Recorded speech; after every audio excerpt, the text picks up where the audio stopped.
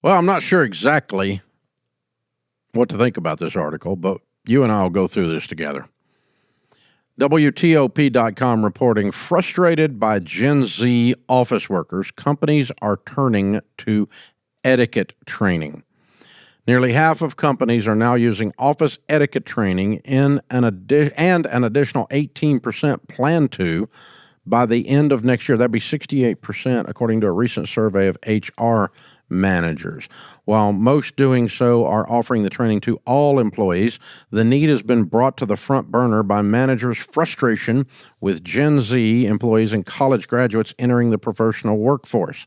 Managers have called those youngest of workers the most difficult to work with because of poor communication skills and lack of much, if any, prior exposure to the workplace environment and what is and isn't acceptable.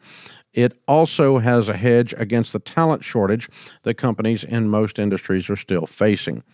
Companies have had to come to terms that they can't keep firing Gen Zers for not behaving in an office. To counteract that, they're having to teach them how to behave. They're training on things such as how to take constructive criticism, how do you give feedback, and how do you accept it.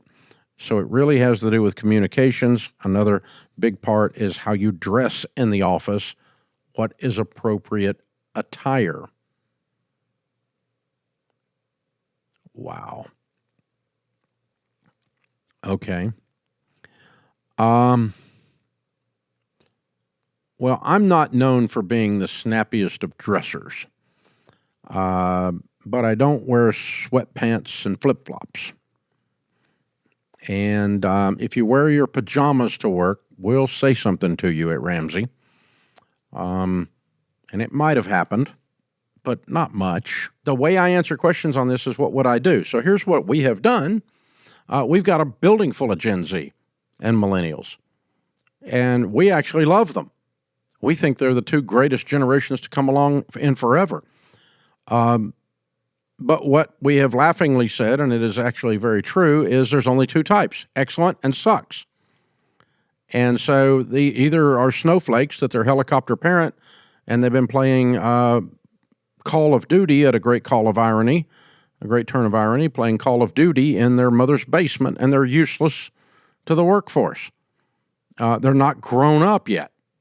And they would come to work in their pajamas and they're, haven't bathed and don't know how to talk nice to other people, don't know how to have a human conversation because the only way they've ever had a conversation is by text. So those are the ones that suck. We don't hire those. Thus, we don't have etiquette training here. And we don't have how to dress appropriately here.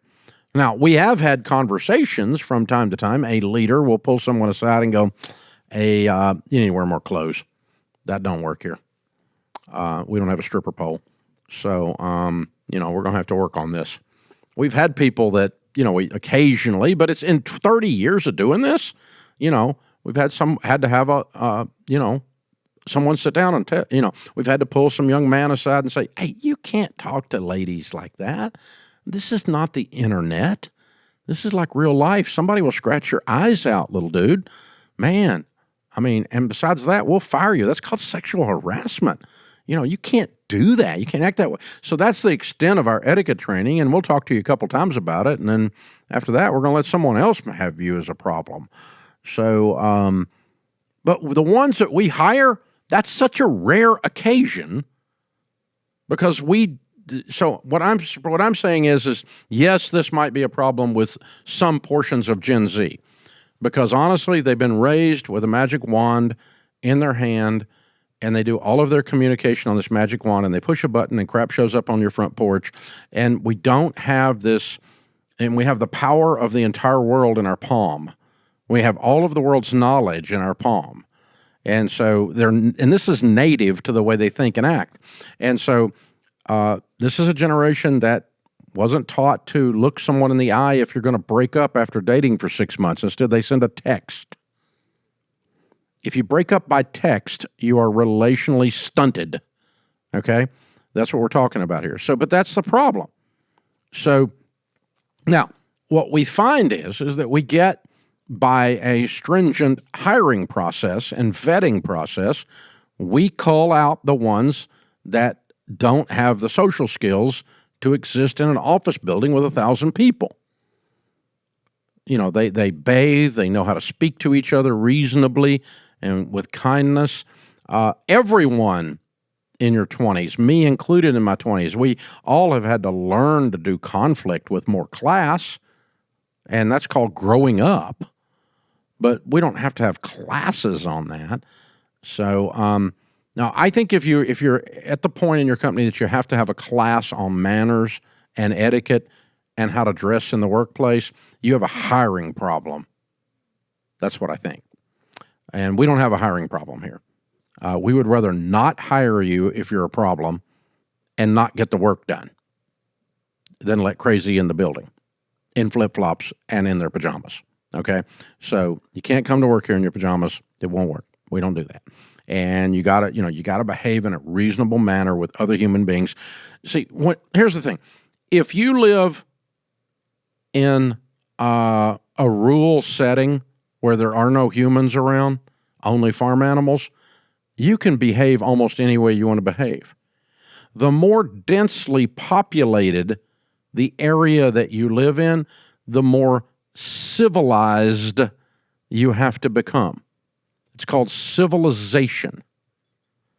And so if you're there's more rules in the city because otherwise humans run over each other. You have a traffic light so that humans don't run over each other.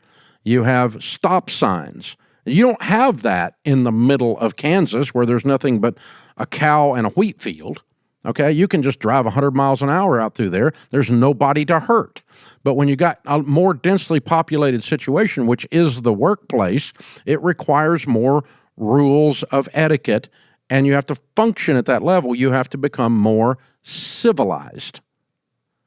And so the larger company you run, leader, the more civilized a leader you're going to have to become.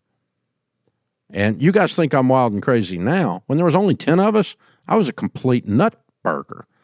I mean, there was nothing holding me back then. Now I'm just bold. That's all it is now. But, oh my gosh, you can get away with a lot when there's 10 people that you can't get away with when there's 1,000 as a leader. So the summation of this, and I'm spitballing this because I just didn't know what to do with it exactly, but the summation is you don't need to have an etiquette class or a how to dress at work class or how to do conflict class for Gen Z and millennials. There's plenty of them that know how to do that if you have a hiring procedure that doesn't let them in the door. Don't hire people that were raised by wolves. It's pretty simple, and then you won't have this issue.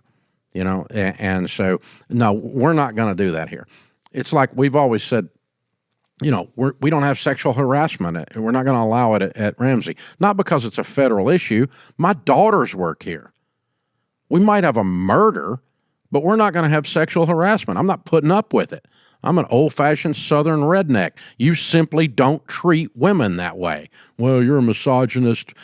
It's a simple thing. It's how people behave in a civilized society. And at Ramsey, we're somewhat civilized. And so, so you can't be a creeper and work here.